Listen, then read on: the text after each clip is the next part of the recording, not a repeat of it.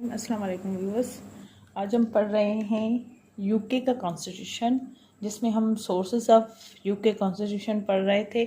आज हम उसका सेकंड सोर्स पढ़ रहे हैं जो कि है charters. What is meaning of charter? Charter is basically a suit of a set of principles. Charter जो है उसमें जो है एक मजमुआ होता है उसूलों का, वो है चार्टर। अब यूके में इसका क्या कंट्रीब्यूशन है as a source of law? The second source of English constitution are the great charters and agreements. ठीक है कि जो यूके का कॉन्स्टिट्यूशन है उसका दूसरा बड़ा सोर्स है charter and agreements. Define and regulate the power of crown, जो कि डिफाइन करते हैं और लागू करते हैं क्या? पावर ऑफ क्राउन, तख्त के या ताज के जो हैं पावर्स को डिफाइन करता है, और उसमें साथ ही सिटीजन्स के राइट वगैरह बताता है। चार्टर में ये उसूल सेट किए जाते हैं कि क्राउन की पावर क्या है और राइट ऑफ सिटीजन्स क्या हैं। Some charters have become historic document. उन चार्टर्स में से जो हिस्ट्री में आए, यानी तारीखी जो दस्तावेजी कुछ उसूल बताए गए हैं, उनमें कुछ को बहुत ज़्यादा फजीलत हासिल है, जो कि बनाए इसीलिए गए हैं ताकि उनका इम्पोर्टेंट पार्ट हो ब्रिटिश कॉन्स्टिट्यूशन में, जो कि अब के है।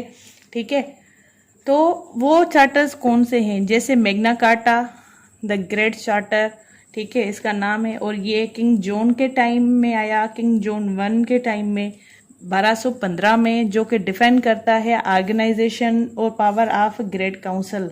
ठीक है, और ग्रेट काउंसिल क्या है वो भी हम आगे चल के देखेंगे जब हम यूके के जो कॉन्स्टिट्यूशन है उसकी हिस्ट्री पढ़ेंगे उनके पीरियड में, कि उस वक्त ये ग्रेट काउंसिल क्या थी और इसका काम क्या थे, वो भी हम पढ़ेंगे। ठीक है, and prohibit the imposition of certain taxes without the consent of the great council. और जो ज़्यादा तजावुज से ज़्यादा टैक्सेस वगैरह इम्पोज किए जाते थे सिटीजन्स के ऊपर या जो प्रॉपर्टी होल्डर थे उनके ऊपर, उनको ये ग्रेट काउंसिल जो है प्रोहिबिट करता है according to Magna Carta. Magna Carta 1215। ठीक है, और ये जो ग्रेट काउंसिल है ये नॉर्मन पीरियड में आया, और इससे ग्रेट काउंसिल से पहले विटान थी। What is witan? वो हम नॉर्मन पीरियड में देखेंगे कि विटान का काम क्या था। ये भी एक इनकी लाइक असेंबली काम करती थी। ठीक है, और इसको जो है ना मॉडिफाई करके ये ग्रेट काउंसिल बनाई गई। ये एंग्लो सैक्सन के पीरियड में थी विटान, और ये नॉर्मन पीरियड में आई ग्रेट काउंसिल। ठीक है, नाउ द सेकंड सोर्स में है ग्रेट चार्टर के अलावा पेटिशन ऑफ राइट्स 1628। ये पेटिशन ऑफ राइट्स ये इनका बड़ा एक चार्टर है जिसमें प्रिंसिपल्स वगैरह बताए गई हैं, जो कि बताता है कि कोई भी पर्सन इंग्लैंड में उनके ऊपर ज़बरदस्ती के लोन वगैरह पे करने के कुछ भी नहीं होंगे। मतलब उनको मजबूर नहीं किया जाएगा कि आप पे करो गिफ्ट वगैरह या टैक्सेस वगैरह, ताकि उनके ऊपर प्रीवियस सैंक्शन जो है पार्लियामेंट के वो ख़त्म किए जा सकें। और इसमें पेटिशन ऑफ राइट मीन्स ये राइट दिए गए किसको? आम आवाम को। उनके ऊपर ज़बरदस्ती के लोन उनसे मतलब वसूल नहीं किए गए। उनसे ये नहीं कहा गया कि आप ये गिफ्ट वगैरह में खर्च करें, या फिर जो टैक्सेस हैं वो कंसेंट के बगैर नहीं लगाए गए। अगर किसी ने लगाए भी तो उनके ऊपर सैंक्शन लग गई पार्लियामेंट की तरफ से। ठीक है, किसी अमलदार ने या जो उनके लोग हैं हायर अथॉरिटीज़ उन्होंने लगाए भी विदाउट द कंसेंट, तो उनके ऊपर सैंक्शंस लग गए। पेटिशन ऑफ राइट्स ये स्टुअर्ट पीरियड में आया, जो कि चार्ल्स 1 का दौर था। Now the third charter is bill of rights 1689। ये किंग विलियम 3 के टाइम में आया। इसमें जो है बिल ऑफ राइट्स में लिमिटेशन लगाई गई किसके ऊपर, जो मोनार्क है उसके पावर, उसके अख्तियारात के ऊपर। And second is protection of individuals rights, यहाँ पे टैक्सेस वगैरह के हिसाब से यानी थोड़े लिमिटेड राइट दिए गए, यहाँ पे प्रोटेक्शन दी गई उन लिमिटेड राइट्स के ऊपर, ताकि उनको जो है ना तहफ़्फ़ुज़ फराम किया गया, किसको, आम आवाम को, जो आम आवाम है उनके राइट्स को प्रोटेक्ट किया गया।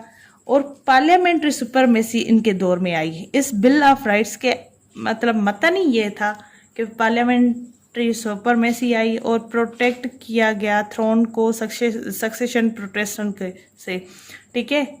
जो इनका ताज तख्त है वो एक के बाद दूसरे के पास जाता है, एक के बाद दूसरे के, तो ये जो सक्सेशन है ये प्रोटेस्टेंट, ये इनका एक पीरियड है यानी इनका एरा है। और उसमें जो है ना ये पर्टिकुलरली इनके जो औलादे हैं उनका ये मतलब दौर वगैरह कहा जाता है, जिनमें भी वो धड़े बने हुए थे।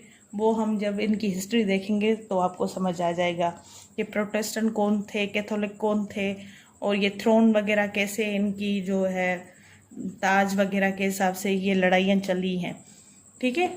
तो ये 1689 में ये बिल ऑफ राइट्स आया, जिसमें मोनार्क की पावर के ऊपर लिमिटेशंस लगाई गई कि मोनार्क क्या कर सकता है, मोनार्क कौन बादशाह, ठीक है, क्या कर सकता है, क्या नहीं कर सकता, और कौन कौन से अख्तियार किस किस जगह कैसे कैसे यूज़ कर सकता है। इन पावर्स को इन बादशाह के लिमिटेड किया गया। उसके बाद आया charter fourth act of settlement 1701, William III के दौर में ये भी आया, ठीक है। इसमें जो है ना 10 फिक्स रूल बताए गए और आर्डर थे सक्सेशन के, यानी जो ताज है ब्रिटिश उनके मतलब विरासत वगैरह के सब किसके पास जाएगा, कौन सी मतलब अथॉरिटी इनको सक्सेड करेगी थ्रोन को, ये इसमें बताया गया है। Act of union with Scotland, ठीक है, यूनियन किसकी, स्कॉटलैंड की, यूके के साथ, इंग्लैंड के साथ, वो इसमें बताया गया है। ये भी इनका चार्टर ही है।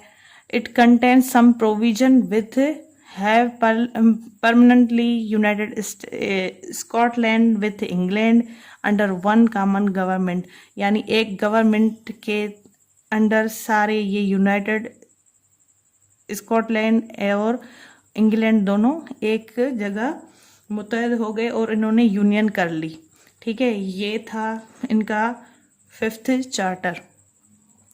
चार्टर का मकसद ये पार्लियामेंट से ही आते हैं, जो पर्टिकुलरली रूल्स रेगुलेशंस उनमें सेट्स होते हैं प्रिंसिपल्स के।